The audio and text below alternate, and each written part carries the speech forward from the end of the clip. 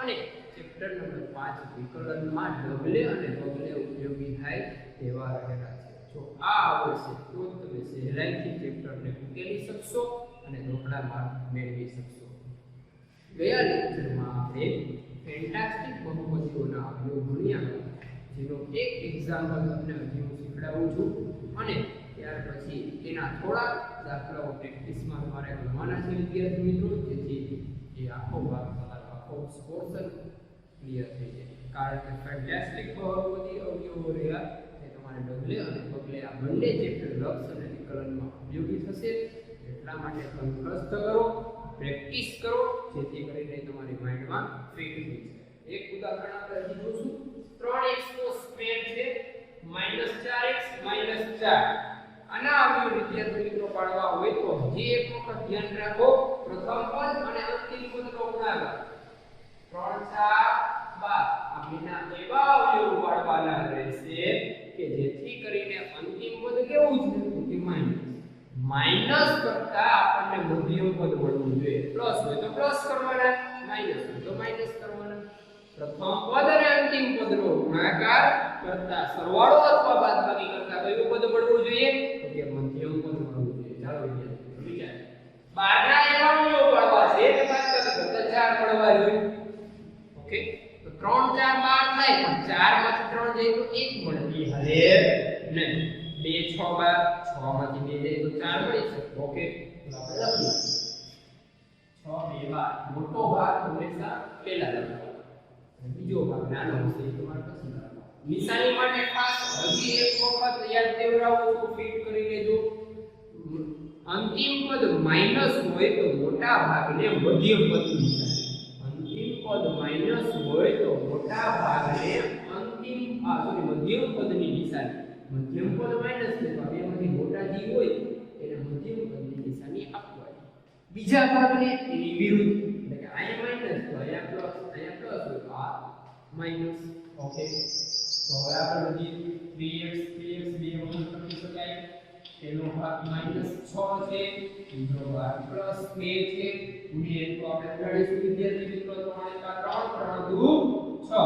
ઉપરથી લખવાની શરૂઆત કરીશું કે x નીચે -2 મળે છે તો -2 ઉપર છે 3x, નીચે +2 મળે છે તો +2. આ આપણો જવાબ.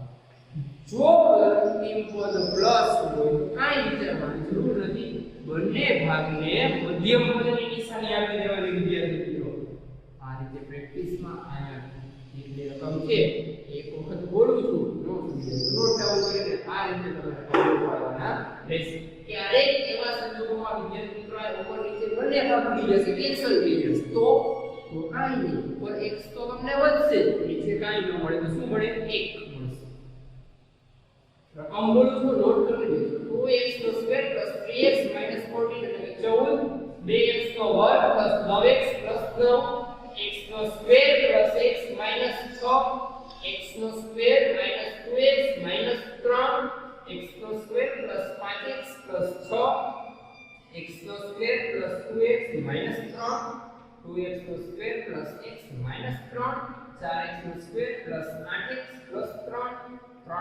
3, 3x² - 4x + 1, 9x² + 5x - 26, 5x² + 17x + 14, 2x² + 3x + 1, 2x² - x - 1.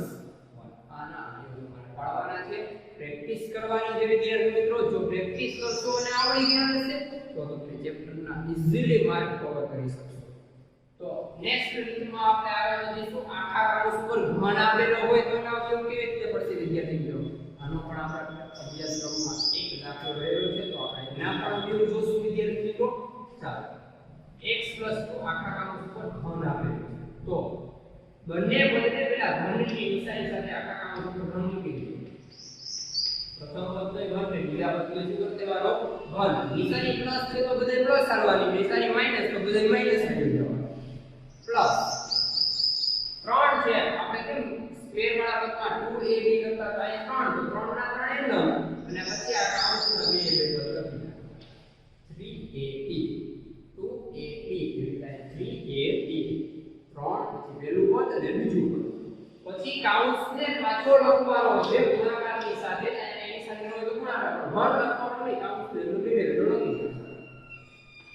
Okay હજી એક વખત રિપીટ કરીએ પહેલા પદનો ઘન બીજા પદનો ઘન નિયમના 3 પહેલું પદ બીજું પદ એની હારે ગુણાકારમાં કાઉન્સનો ઘન સિવાયનું પદ તમારે લખી નાખવું પ્લસ તો બધે પ્લસ માઈનસ તો બધી નિશાની માઈનસ ઓકે x નો ઘન x ઘન 2 નો ઘન 8 થશે આ ત્રણેયનો ગુણાકાર તો 3 3 નું 6x થશે કાઉન્સનો x 2 એમ આ બંનેનો ગુણાકાર 2 હારે 6x નો ગુણાકાર x હારે કરવો પડશે અને 6x નો ગુણાકાર 2 હારે કરવો પડશે ચાલો કરીએ x નો ઘન પ્લસ 8 પ્લસ 6x નો સ્ક્વેર થશે અહીંયા પ્લસ 6 22 મેથેમેટિક્સ ગણિતના નિયમ અનુસાર પહેલા ઘન વાળું પદ પછી સ્ક્વેર વાળું પદ પછી ખાલી x પછી અચળ પદ તમે લખી શકો તો આની ગોઠવણી કરવી પડશે આપણે x નો ઘન પછી સ્ક્વેર વાળું પદ ખાલી x વાળું પદ લખશું તો કે 12x પછી અચળ સંખ્યા તો કે 8